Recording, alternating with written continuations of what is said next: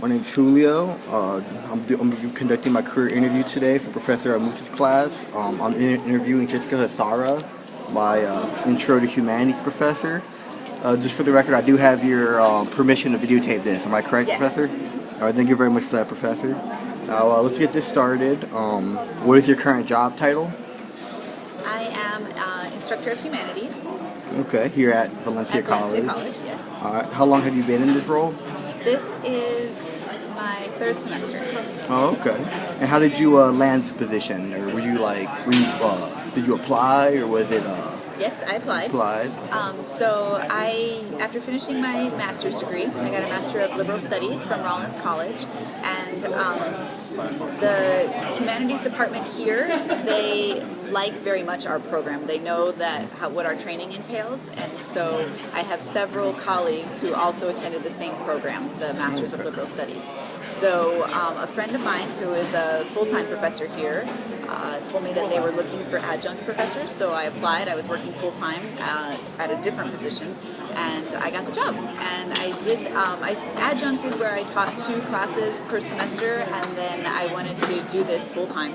So I took as many classes as they would give me, which is 4, and so that's what I'm doing this semester. Okay, that's great. That's great. All right. So, what do you enjoy most about your job here at the college? I have to say that with any job, there are days where it's challenging, but meeting the different students and their different levels of inspiration in what you're talking about is so rewarding.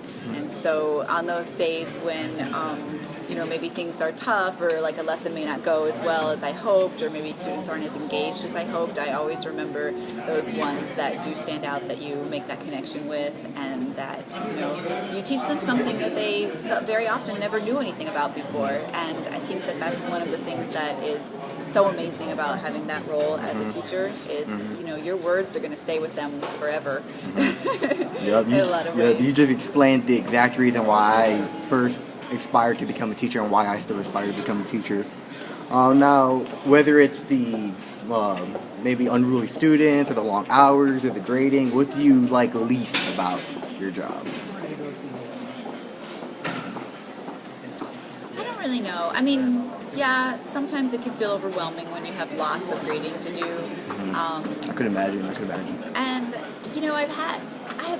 for the most part, I've had like 1 or 2 students that challenged me in different ways, but for sure I feel like I always become a stronger teacher from those experiences, and I'm always looking to improve things. So that is one thing that I can say. I do push myself like really hard. I'm constantly trying to make my lesson more interesting or include more in the class if I can.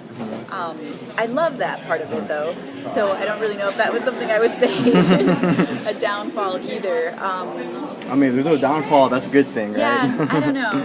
So I'm trying to be as fair as possible, but All right, what was your major in college? So when in undergrad, my first degree I was actually what they called an area studies at Rollins. So theater design was my major, and then I had a minor in art history and a minor in English lit. Okay. And then I went to graduate school, Masters of Liberal Studies. So liberal studies is like a philosophy degree, so it's suited very well to the humanities. Okay, and just a little bit of advice for me. I'm currently a history major, like I told you. At UCF, I'll probably be minoring in education as well. Oh, that's great. You said the master's program at Rollins is pretty good, right? Yeah. So I'll probably think about That's applying for that.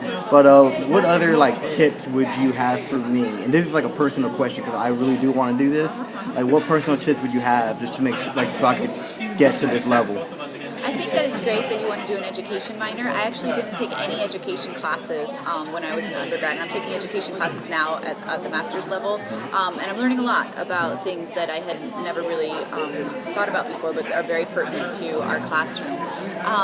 I mean, I love that idea. Like, to be a history professor, you probably will eventually want to have a master's degree, maybe even a PhD. So if you want to stay local, the Rollins program is great. The great thing about Rollins, you have small classes, you have amazing professors. There's a there's certain classes that are required, and one of them is about classical philosophy. And the scholars that teach these, they've been studying this for 30 years. So, I mean, you can't get a better source than that. However, you might look at some programs will let you combine where you can get a master's and a PhD together. So, like, if you ultimately want a PhD, you might want to look into something like that. Like, for me, when I did my master's degree, I wasn't sure that I wanted to do teaching full time. I also thought that I would like to work in an art museum and do like art education. And so teaching as an adjunct was kind of a way for me to explore whether this is what I want to do. So for me, when I got my master's degree, it had to be sort of interdisciplinary, so it can apply to many different things. Hi! So yeah, I think knowing exactly what you want to do already is great. Do you know which area specifically you want to focus on? Like, is there a certain time period? Yes, I do. That's actually part of like the next question I was going to ask. Okay. All right, so let's jump into that question. Okay. This is the last question. This is a question I've had every time I talk to one of my history professors. I always ask them the same thing. What's your favorite area of history? Because like you just asked me, personally, mine, I was always more of a modern history kind of person, like World War II, World War I era. Honestly, because I always felt that because it was closer to us and because the events were bigger, that it had a bigger effect on our society today.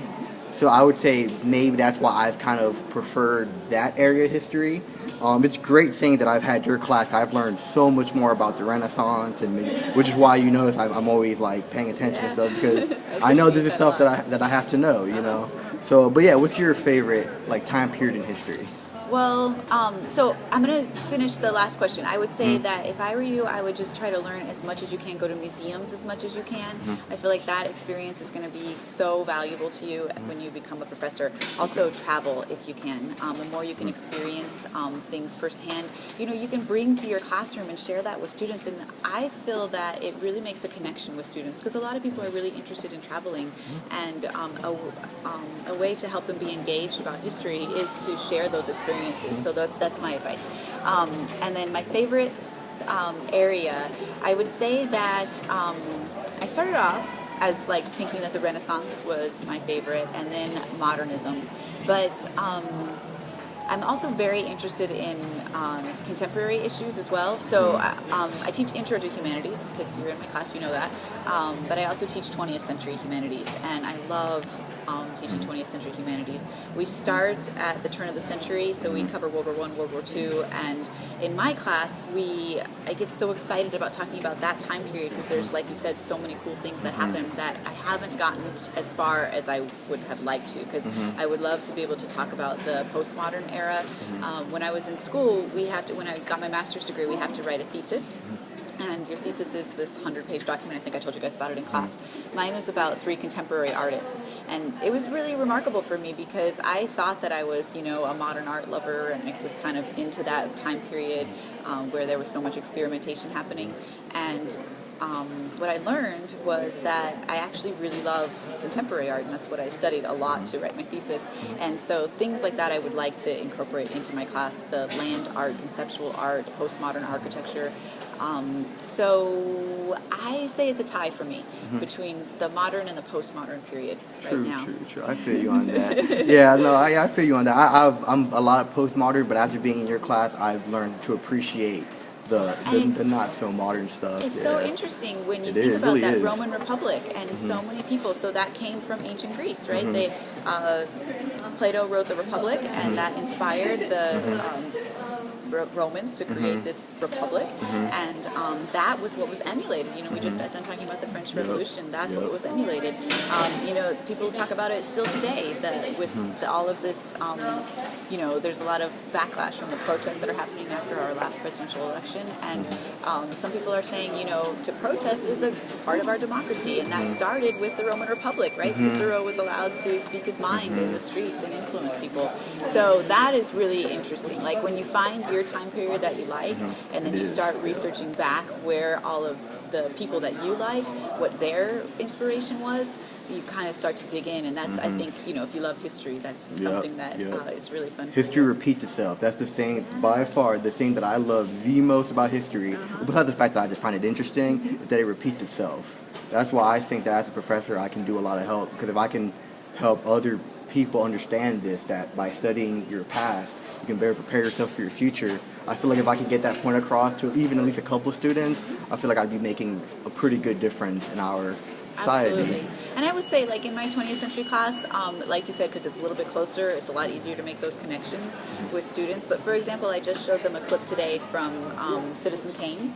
And one of the things about Citizen Kane was this idea of being some people read into the movie and they think that during this time in America, 1939, Hitler has already come to power, and America has to decide whether they're going to stand and fight or whether they're going to stay separate from the war. And so there's this, whether you intervene or whether you stay isolated. And there's sort of a tension that you can find themes of in the movie, because in humanities, we just don't look at history, we look at the art and how the art affects the mindset of the people. And that's a theme that we're still facing today. Like you said, history repeats itself. So certain leaders believe more that America should be more of an isolationist and focus on our issues here at home, and other people say that no, we should be involved in the world's issues. Same thing again in Citizen Kane, the idea that the media, what a role the media plays in society and even political decisions, and all of that was 1939. And so it's really remarkable when you see those examples and you think, people were talking about that way back then, and we still haven't solved the problem. Although I will say that we generally tend towards progress. All right, thank you so much, Professor Sarah. After graduate school, my dream job would be like Indiana Jones, like just travel around archaeological sites and stuff like that. But if that doesn't work out, I will definitely become a professor. Maybe someday when you retire, you can just hand the job over to me. But thank you. We're signing off. Thank you again, Professor Sarah. Have a great day, everybody.